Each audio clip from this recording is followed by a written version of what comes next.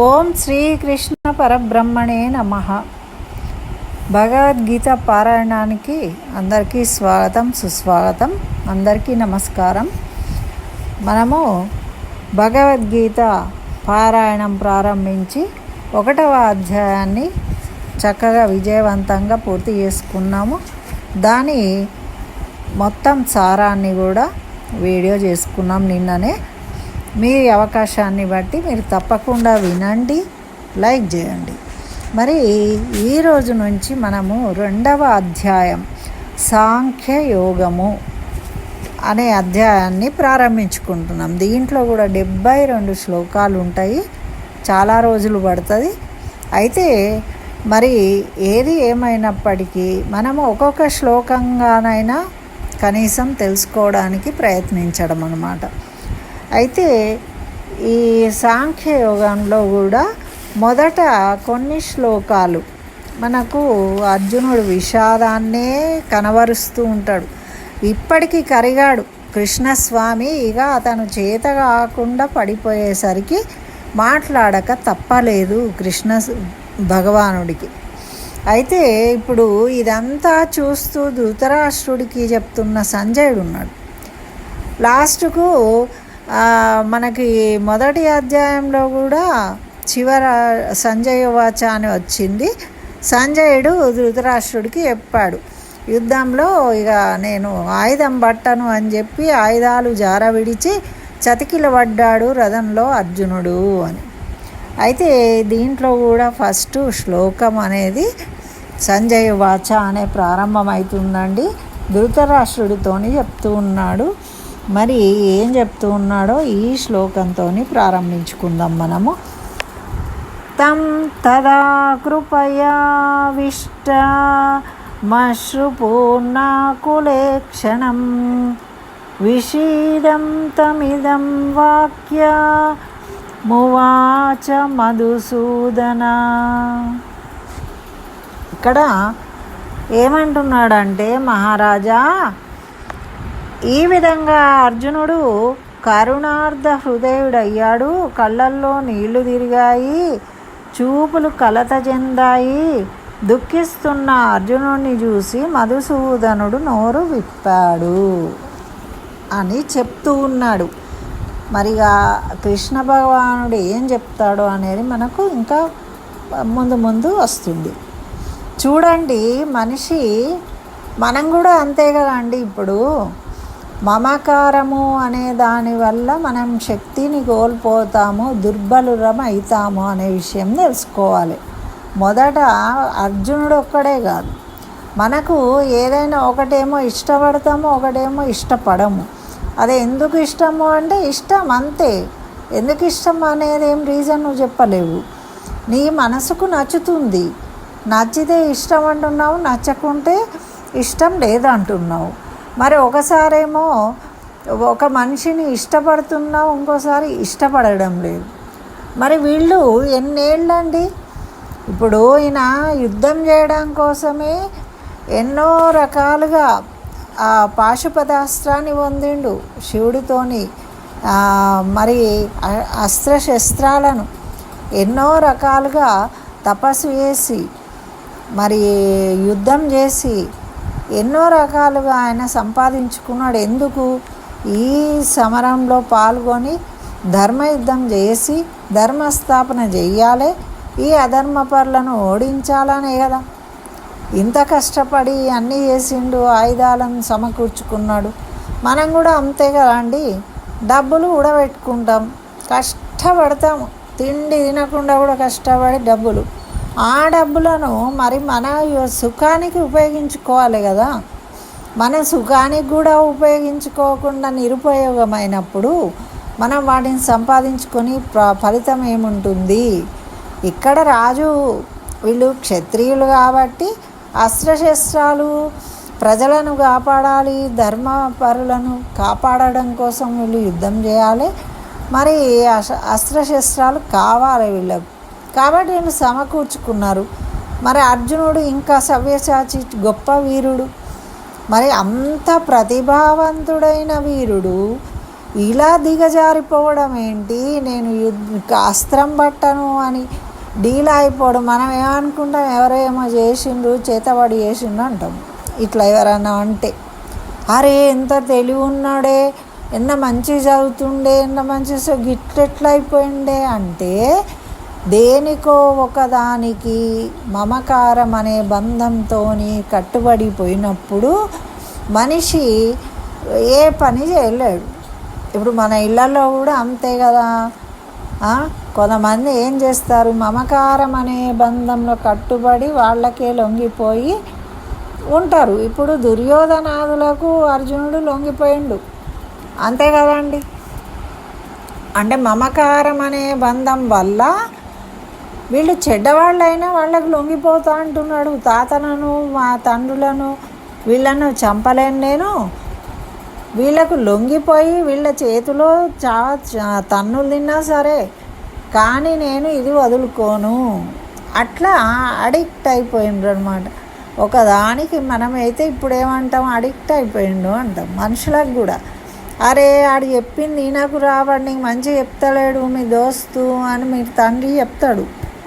చెప్పినా కానీ మళ్ళీ వాడు బయట వచ్చి విలువంగానే వీడు వెళ్ళిపోతాడు వాడి దగ్గరికి. అంటే వాడి దగ్గర ఏముందో, వీడికి నచ్చే విషయము వీడు దానికి బందీ అయిపోయిండు. ఒక స్నేహాన్ని తెగ్గొట్టాలన్నా కూడా కష్టమే. అంత విపరీతమైన మమకారం పెంచుకున్నప్పుడు దాన్ని విడగొట్టడం కష్టం. దానివల్ల వీళ్ళు పతనమైపోతూ ఉన్నా సరే పట్టించుకోరు అన్నమాట.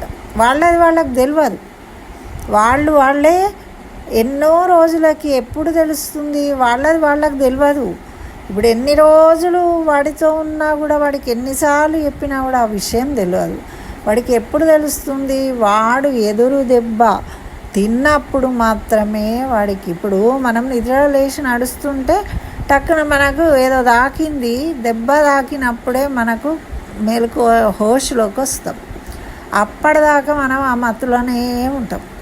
అట్లా మమకారం అనే మత్తు, మాయా మోహంలో పడిపోయి డబ్బులు డబ్బులు డబ్బులు అని అన్ని శరీరం, ఆరోగ్యం అన్నీ వదులుకొని త్యజించి తిండి నిద్ర లేకుండా సంపాదించిండ్రు. అన్నీ కూడా పెట్టుకున్నారు, అన్ని డబ్బులు బ్యాంక్ బ్యాలెన్స్లు అన్నీ అయినాయి. తర్వాత మనకు అనారోగ్యం వచ్చింది.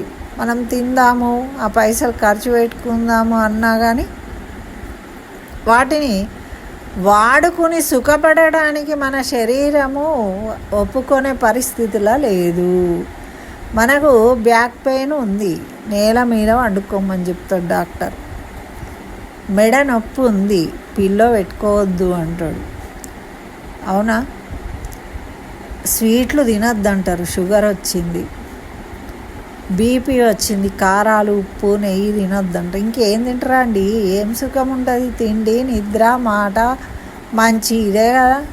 మంచిగా శుభ్రంగా తింటేనే కదా మంచి మాటలు వస్తాయి. ఆరోగ్యంగా ఉంటేనే కదా, అన్ని రకాలు తిన్నప్పుడే కదా మనం తృప్తి చెందుతాము. మరి మనిషికి ఏవీ లేనప్పుడు ఇంకా సుఖం ఏంటి? ఏం సుఖము చెప్పండి? మరి ఆ డబ్బు కోసం అంత కష్టపడడం అవసరమా ఇప్పుడు అని ఎప్పుడు తెలుస్తుంది? అది నిరుపయోగం అయినప్పుడు తెలుసుకుంటాడు. తెలుసుకున్నప్పుడు గుడి చుట్టూ ప్రదక్షిణాలు చేయడము, రోజు వాకింగ్ చేయమన్న డాక్టరు అని అప్పుడు ప్రారంభిస్తారు.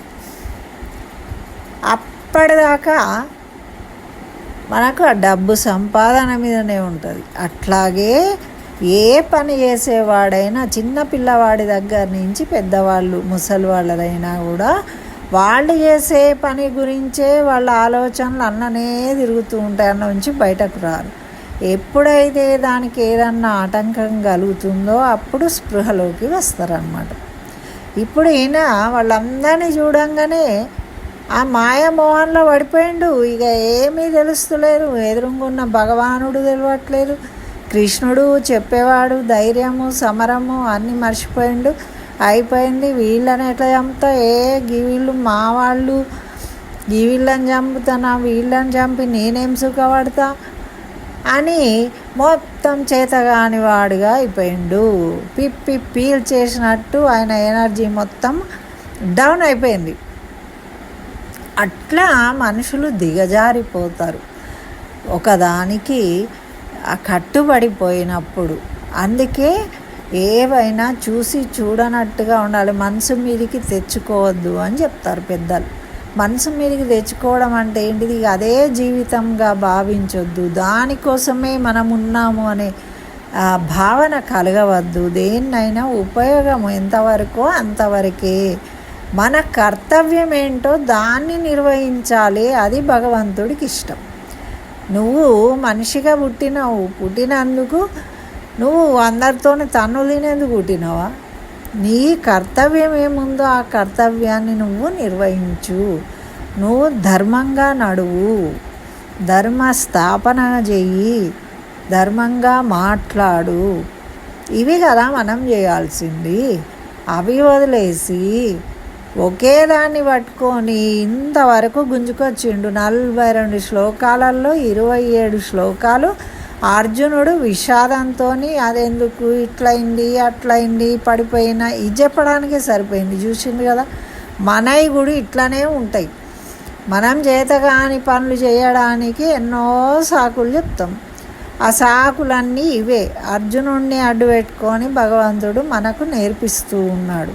కాబట్టి మరి శ్రద్ధగా వినాలి.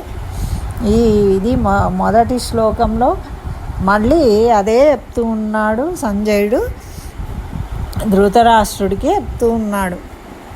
ఇప్పుడు అర్జునుడికి ఓదార్చడానికి ఇక ఆయన ఏమి మాట్లాడే శక్తి కూడా లేదు అర్జునుడికి. ఇక చెప్పి చెప్పి చెప్పి చెప్పి చెప్పి విసిగిపోయి ఇక నేను మాటలు మీకు తెలుసు కదా, ఇంట్లో మంకుపట్టు పడతారు కొంతమంది, అడుగుతారు, బతిమలాడతారు, చేస్తారు. అయినా ఎవరేం చేయకపోతే ఇక అలిగి ఏడ్చుకుంటూ కూర్చుంటారు మూలకు. అప్పుడు మనకు అయ్యో పాపం అని జాలేసి వాళ్ళ దగ్గరికి పోయి వాళ్ళను బుదిగారిచ్చి సరేలే అని కొనిస్తాము, ఏదో చేస్తాము. అట్లా ఇప్పుడు అర్జునుడి శక్తి అంతా పోయింది.